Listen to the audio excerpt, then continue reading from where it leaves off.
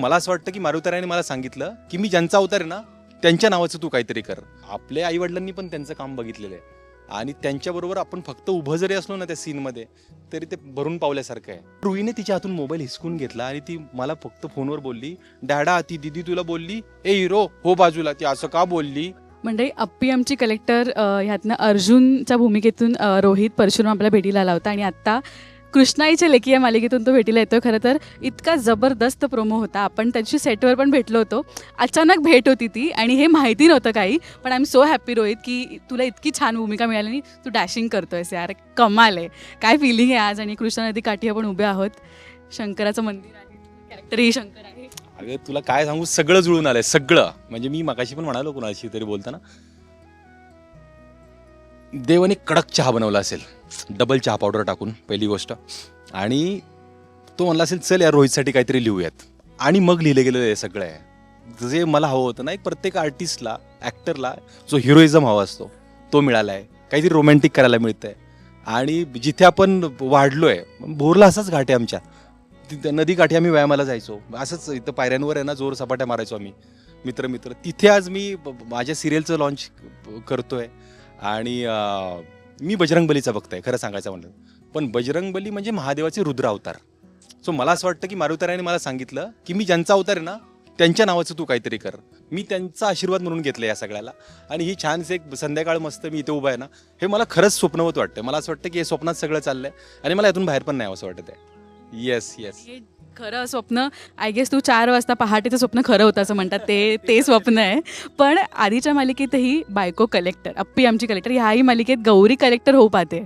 म्हणजे कलेक्टर ह्याची म्हणजे तू म्हणाला होतास का प्रोडक्शनला की नाही कलेक्टर असेल तर कलेक्टर असेल तर मी हिरो करेल असं काही नाहीये. मी हिरो असेल तर हिरोईन कलेक्टर होऊन जाते. नाही असं नाही, जोक सपाट. हे खूप चांगला योगायोग आहे हा, की पहिल्या सिरियलमध्ये पण अप्पी कलेक्टर होते, त्यामध्ये अर्जुनचा मोठा रोल होता. आणि ह्या सिरियलमध्ये पण गौरीला कलेक्टर व्हायचं आहे आणि त्यामध्ये शंकरचा एक रोल असेल. आता पुढे काय होईल माहीत नाही. बट एक चांगलं आहे. मला असं वाटतं की ह्या कॅरेक्टर्स थ्रू आहे ना बस समाजाला हा मेसेजच आहे की जर पती पाठीशी असेल ना तर पत्नी काहीतरी करू शकते.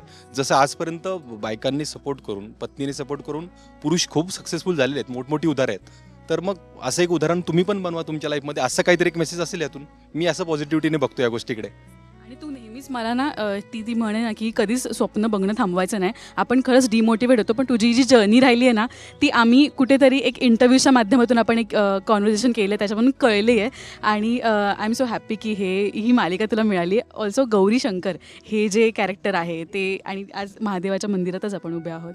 आणि मला ताईंच्याबद्दल असं वाटतं की मला आपण ज्यांना टी व्हीवर बघितलं त्यांची कधी मुलाखत घ्यायला मिळेल हेही भाग्य आहे. तू तर आता स्क्रीन शेअर करणार आहेस, ही भारी गोष्ट. अगं खूप भारी. मला कळलं कृष्णाईच्या लेकीमध्ये कृष्णाई निवेदिता सराफ आहेत. तुला सांगू, मी मारुतीरायकडे हे वाक्य बोलायचो की झी मराठीवर कृष्णाईच्या लेकी नावाची TV सिरियल येत आहे, त्यामध्ये मला शंकर हे पात्र साकारण्याची संधी मिळू दे. कारण मी त्याचं ऑडिशन देऊन आलो होतो. ती स्क्रिप्ट आहे ना मी देवघरात पुजलेली, मी तुला आत्ता फोटो दाखवू शकतो. ही गोष्ट आहे 2 मेची संध्याकाळची. हां. आणि ती स्क्रिप्ट पुजलेली. मी तेव्हापासून प्रार्थना रोज हे वाक्य बोलून मी हनुमान चालीसा म्हणायला सुरुवात करायचो 5, 7, 11 वेळा. आणि प्रार्थना झाल्यानंतर शेवटी हे वाक्य बोलून परत थांबायचो. त्याला भरपूर कारणं होती, बट निवेदिताताई ह्यामध्ये कृष्णाई असणं हे खूप मेन रिझन होतं त्यामध्ये. कारण बघितलं यार आपण 40 वर्ष 30 वर्ष, म्हणजे आपल्या आईवडिलांनी पण त्यांचं काम बघितलेलं आहे आणि त्यांच्याबरोबर आपण फक्त उभं जरी असलो ना त्या सीनमध्ये तरी ते भरून पावल्यासारखं आहे. मी वाट बघतोय त्या दिवसाची, ज्या दिवशी त्यांचा आणि माझा सीन असेल. आत्ता तरी आता कृष्णाईच्या लेकी आणि त्यांचा सीन चालू आहेत, पण एक दिवस येईल की स्क्रिप्ट हातामध्ये येईल आणि तिथे वर कॅरेक्टर लिहिले असतील कृष्णाई आणि शंकर. वाव, मी त्या दिवशी खूप चुकेल, मी घाबरून गेलेलो असेल, जे काय असेल, पण त्या दिवसाची मी वाट बघतोय. येस. पॉवर ऑफ मॅनिफेस्टेशन तू सांगितलीस मला आता इथे. आणि बरं, हा प्रोमो जितका आम्हा सगळ्यांना आवडला आहे त्यापेक्षा दुप्पट तुझ्या फॅमिलीला आवडला असणार आहे, तुझ्या बायकोला, मुलीला आवडला असणार आहे ना. कारण का आपण जस्ट आपला इंटरॅक्शन इंटरव्ह्यूच्या निमित्ताने सेटवर होतं तर आम्ही इतकं कौतुक करू शकतो, ते तर किती कौतुक. अगं काय सांगू, मी भोरमध्ये होतो, प्रोमो येणार म्हणून वाट बघत होतो. संध्याकाळी 7ला येणार. मी इंस्टाग्राम ओपन करून बसलो, नाही आला. 7:30 झाले. मी जिमला वर्कआउटला गेलो. त्याच्या आदल्या 2 आठवड्या आधी वीज पडल्यामुळे भोरमधले 80-90 टी व्ही बंद पडले होते. त्यात आमचा टी व्ही बंद पडला होता. वडिलांनी रिपेअरिंगला टाकला होता. त्या दिवशी मागच्या गुरुवारी, आज गुरुवारच आहे, मागच्या गुरुवारी तो आला, रिपेअर करून लागला टी व्ही. मी जिममध्ये, पूजानेच टी व्ही ऑन केला. 2 ते 3 मिनिटामध्ये प्रोमो लागला. 2 ते 3 मिनिटामध्ये. आणि ते बुलेटवरची एंट्री दिसली की तिने सगळ्यांना बोलवलं, अरे रोहित आला. सगळेजण आले. बघताय ते मी जिममध्ये. पूजाचा मला फोन आला की जाड्या, अरे तू किती भारी दिसतोयस त्यामध्ये, तू हिरोच वाटतोयस एकदम, तू मला खूप आवडला. जाड्या. तेच ते कॉलेजपासूनच आहे. तिला ते बॉडी बिडी कळत नाही. हे असं मसल्स आहेत ना मोठे, ती म्हणते तू जाडेस. ओके, मी जाड्या आहे तिथं.